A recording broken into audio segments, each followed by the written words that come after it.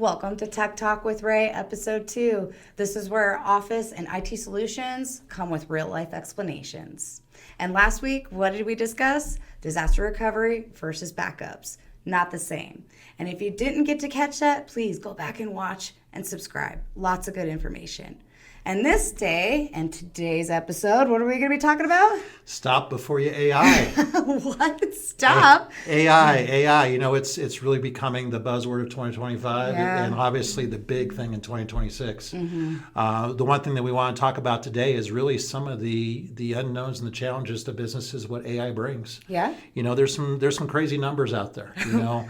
What we're starting to see is that 97% of breaches now that are happening within businesses are resulted around AI. No way. 97%. But AI is supposed to help us. Well, obviously it helps us, but in many cases it can also hurt us. And I think a lot of what we want to do in these episodes and these podcasts is take the time to really take some of this technology and do some education and really help businesses understand what it takes to get these solutions in place.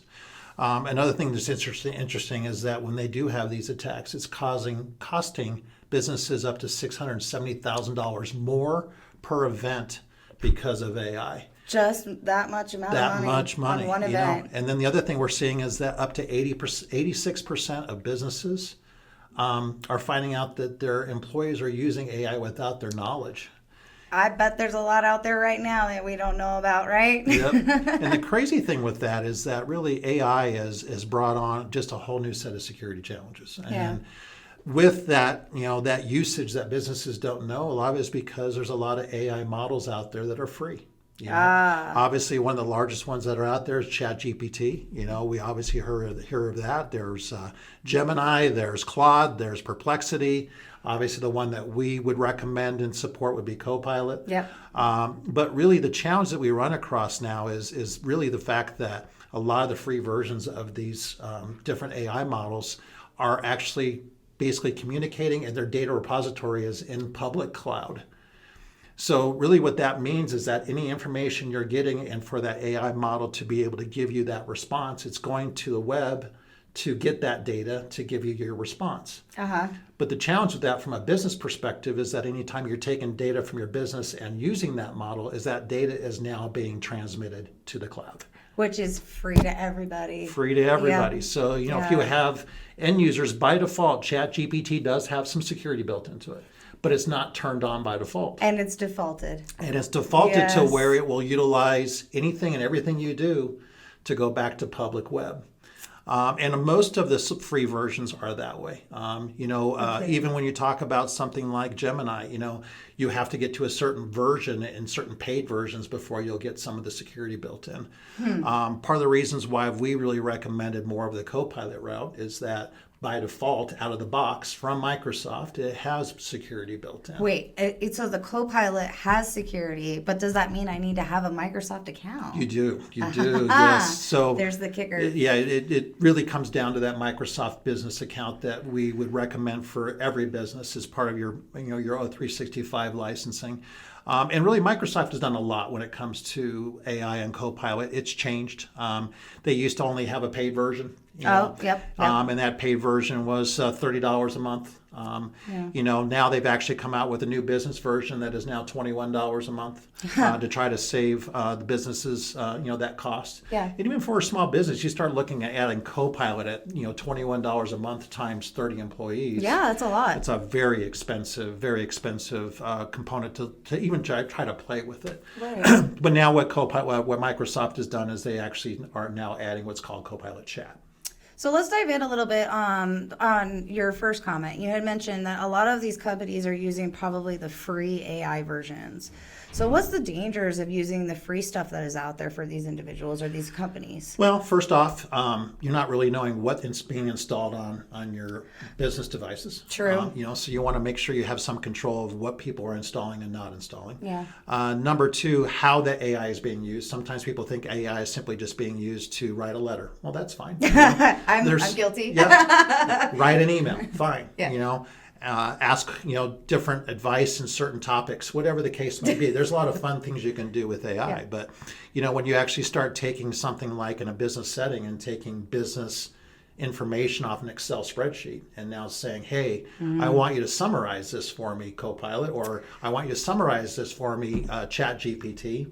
It's now taking that business information and now sending that out to the public web for everyone to have access to. Oh, wait. Okay, so wait. So if I throw in some financial documents for myself into the free, that's available to all the people That's in the available free? to all. And What? like I said, there are some settings within ChatGPT to where you can control some of that. Gemini, you can get different versions. Some of that is paid. But you can actually get some certain configurations. But what does most people do? They install it and they use it. Yeah. Right. They're not going through. They're not configuring it. They're not going in the settings to make sure security is where it's supposed to be.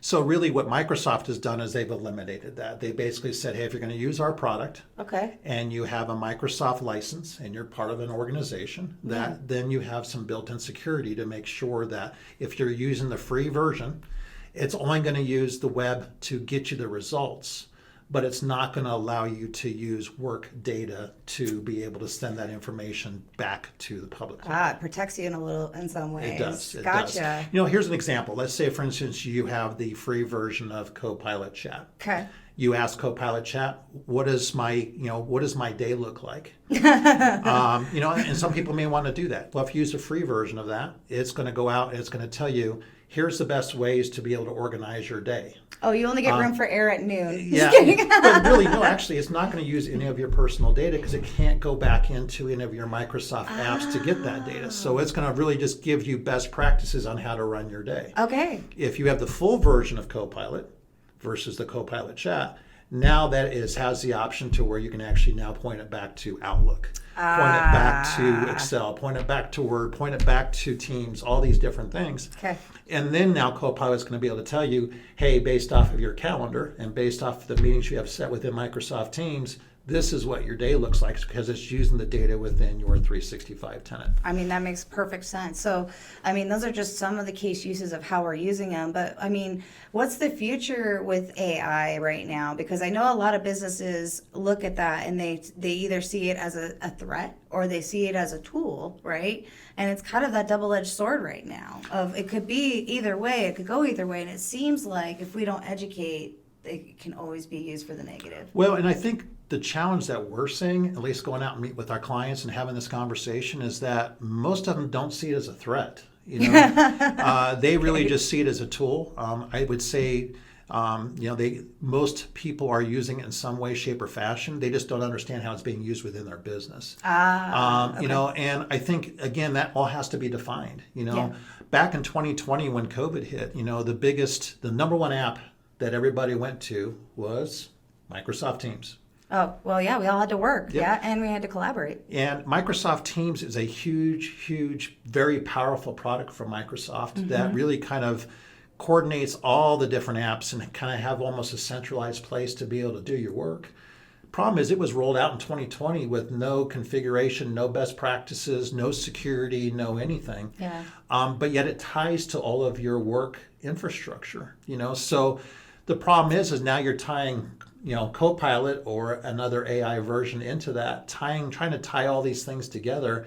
And really, businesses just have not done the legwork on the front end to protect themselves, to make sure that access control is correct, to make sure that folders have the right user level security, to make sure that if you actually have very sensitive documents that you can actually do what's called sensitivity labeling and actually go out there and mark documents for auditing purposes to know if somebody's opened them, printed them, deleted them, saved them, done all these things.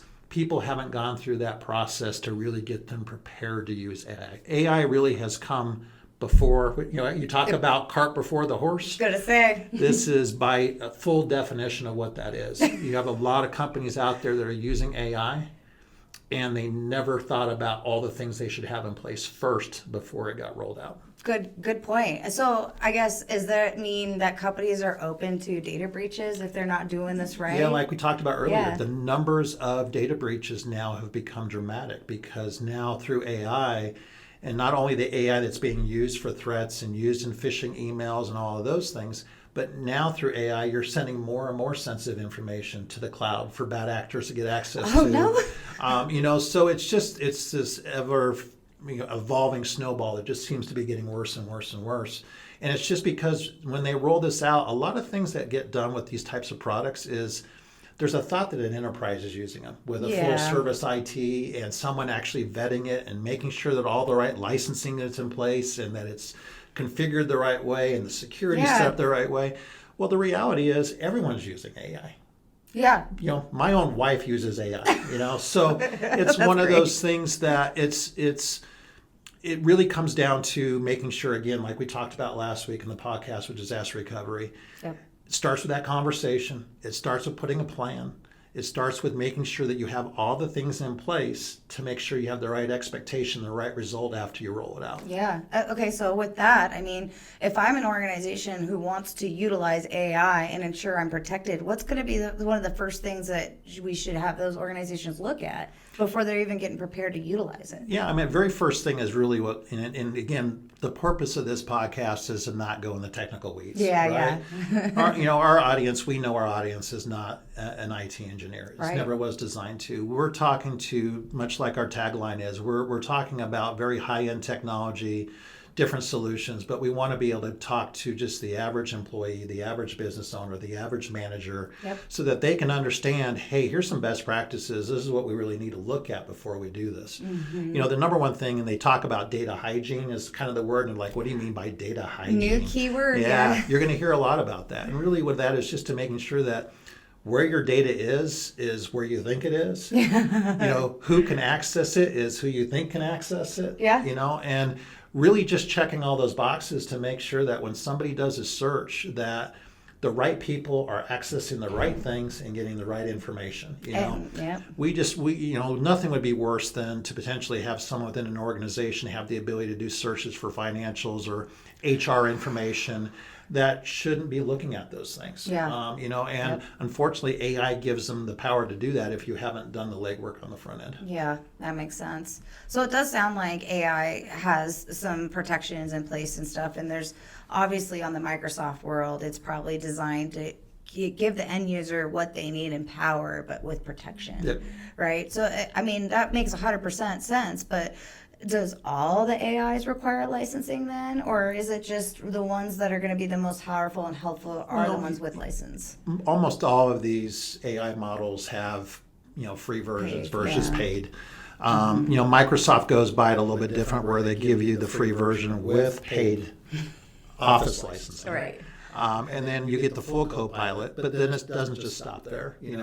If you really want to do this, you're also looking at some licensing of Purview and different things along those lines. And Purview is actually going to become one of those licenses that never no one ever heard of before. Yeah, it's new. As a general rule, and it's going to be probably one of the more bigger used license moving forward, because that's what's going to do a lot of your data hygiene, like we talked about. That's going to help you with the sensitivity labeling and to making sure that you actually have your data in a safe place for AI to be used. So there's about more automation on that. Okay. Automation and also really kind of take, to your point, I think that's the other piece of this. People think, man, I have to do this and I have to constantly keep doing this.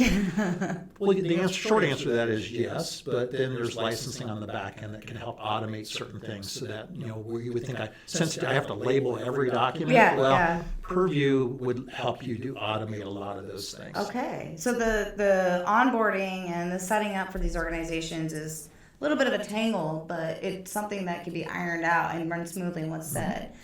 So I guess the next question really would be is what AI truly does for these organizations, right? And those agents. Yep. And it's funny you say the word agents. Yeah. Here's another one of those big keywords you're going to hear. It's that agentic. Oh, really? Agentic. They say that 2026 is going to be the year of agentic changes. Wait, I thought it was the year of the horse. Yeah. It could be. But really, Copilot or ChatGPT or any of these AIs are really nothing until you define what they are, right? You have to really go through and set up and give it the boundaries. These are the things I want you, this is what I want you to look at, this is what I want you to report on, this is where I want you to report it back to. Here is the steps involved of what I want you to do. The idea behind a lot of these AI models is really just to do the work for you to somewhat automate, but you still have to define what that automation is. Obviously. So really what's being developed now is what's called agents. And what agents are really exactly that. They're pre-built definitions of what that AI is going to do. And what you're starting to see is that Microsoft actually has a whole store of them now. It started out with a couple hundred, and then that's a couple thousand, and it's just growing dramatically. But there might be a simple agent out there to connect you to something like Monday.com. Oh, so like pre-built agents Pre-built that you don't have to build. Exactly. Pre-built agents that are already defined to do certain things. You subscribe to that agent. Okay. You get the license to run that agent, and then therefore now you can start building certain automations with the connectivity to that app. And that's really where we're probably going to see this head, is that depending on the industry you're in and the applications you're going to use these different agents to tie into those applications, whether it's something like Salesforce or something like QuickBooks or something like I just mentioned, Monday.com, where you have some pre-built things that are already going to automate some of the things that maybe you actually have staff right now that are actually clicking on a keyboard and a mouse to do. Yeah, I mean, it definitely sounds like it's kind of a replacement for that end user to do the clicks. You can teach the AI to do those clicks. The crazy thing is, I think a lot of people worry, well, we're going to have people lose their jobs. Yeah. Is there some reality to that? I guess. I mean, if you want to look at it that way, really, I think the idea behind it is to really help people be more productive and efficient. Makes sense. Take away some of the stuff that is just the mundane, the simple things that you do a million times a day that you really don't have to deal with, and have an AI agent do it for you. There's AI agents out there that will basically get you, like I started the whole podcast with, what does my day look like? It will automatically give you a summary every time when you come into the office first thing. You'll have a summary of what your day looks like because that agent's running in the background. You don't have to ask; it's already there. You can have it go through all your emails and summarize. Like for someone like myself, I get a lot of emails every day. You can use something like AI to be able to summarize those emails, especially if maybe you don't have that half an hour to an hour to go through them. Very first thing in the morning, it's going to put the ones that they feel is the most pressing and the most important ones at the top of the list, so that you don't have to scroll through 200 emails and figure out what you need to do. That sounds like a dream after vacation. I don't know how many of you come back from vacation and have the 550 emails. Is that all you have? I know. Maybe I'm counting myself lucky with only 500, right? That sounds exactly what I think a lot of these companies are looking for. Maybe not a way to replace the job, but make the job easier, which makes sense because I know I don't want to spend brain power on trying to figure out how to write an email on something after having a hell of a day, right? Sure. I can just be like, well, how to say this in some way. And I think really where long-term this is going is that it's endless, and they're trying to do a good job. And I think they've done a very good job of trying to make this into something that even just an average employee is going to be able to start building their own agents. Start understanding what aspects of my job can I automate? What can I do in my day, my typical Monday through Friday activities? What could be automated, and how can I use a tool like this to do it so I can get back time? Craziness, again, we're pointing back to podcast one. A lot of that had to do with time. How do I understand what disaster recovery versus backups and the time piece that really kind of ties into that? Again, this is another aspect to time, and that's a lot of what technology is supposed to do for you, right? It's supposed to be able to give you back time, make you more efficient. AI is really kind of the leader in that now going into 2026 is, how do I get back time? How do I take what I would normally do in an 8 or 10 hour day, depending on who you are, and how do I potentially give back 2 hours? And sometimes this is where these kinds of solutions can come into play, and really automate a lot of what you got going. So, I mean, okay, if I was a new company considering AI, it sounds like I probably should be giving some training to my end users first. So they are educated on what the free versions can provide and what they can provide for dangers as well. But I mean, if I'm still considering it, what's one of the things that you would suggest for CBS to come in and help those organizations get in line to get started on that? Well, I think again, it comes back to a conversation to see kind of how you envision AI within your organization. Okay, so what am I going to use it for? What are you going to use it for? Gotcha. Again, we're not to come in to tell you how to run your business. Again, like we spoke last week or last month, actually. It's really for us to be able to go in there and start having conversations, see what you kind of have going on, for you to meet with your team, see what aspects of different roles maybe can be automated, put a plan together, and then really start going through. But again, it's going to start with cleaning up and getting data hygiene. It's going to follow up by making sure you have the appropriate licensing and the appropriate controls in place to make sure that you're doing this responsibly, finding out what kind of balance you can have between the free versions of Copilot Chat versus the full versions of Copilot. And eventually even start getting the things like Copilot Studio and things like that, to where you can actually have some of you, maybe your more advanced or technical users, actually start building some of these agents for yourself. Okay. You don't have to rely on a store, Okay. They're really trying to make this to where you can actually buy, again, additional licensing, but get the ability to actually start creating some of your own agents, because no one's going to know how to organize or to automate some of your business versus the person who is actually in that business. Yep, and that is so true. Words that have never been truer, right? Yeah. I understand. And I got to point out, like, the point of having a clean slate before integrating your agent. It's almost like my husband yelling at me to have the floor clean before we run the robot vacuum around the house, right? It's like, can you clean that up first? Like, have the hygiene, and then I can run the agent, right? Yep. So I guess it's similar in that regard. Yeah. And again, I think the premise of a lot of what we're trying to accomplish through these podcasts is to kind of put a spotlight on some things that businesses at least need to have a conversation, have a plan, understand what you need to have done. These were never intended to basically tell somebody how to roll out Copilot. Right. This is really more of just a conversation. And that's really what we're going to be doing moving forward as we have these additional monthly podcasts, is to bring up different technology or office solutions that we currently are providing for our customers, but really kind of talk about really what they need to have in place, how to best use them, how to get prepared for them. Or maybe even just roll something out they never thought of that would help them, just because we're able to educate them. But, I'm excited about it. I mean, what do you think of our new digs here? I love this. This is looking great, by the way. Yeah. And I'm hoping the audio and everything sounds so much better for everybody, because we're growing. Well, just like we're trying to help a lot of our customers. We want them to grow. We want them to utilize the technology and the industry and all the different solutions that are out there. We want them to be better. Yeah. We want to be able to have a quarterly review with them and say, hey, remember back on this date? You remember when you never used AI? You remember when your definition of backup was a thumb drive? We're actually able to go through and do those things, and we can do the same thing here. You remember podcast one was in our demo room? We're hoping to do the same thing here, that, we're going to hope that we're going to keep improving on this. The goal of this is educational. The goal of this is really just to help. And if it drives a question and it drives for us to come out and meet with you, that's what this is for. It's really just to be able to at least give you an introduction. Let us show how we can help. Yeah.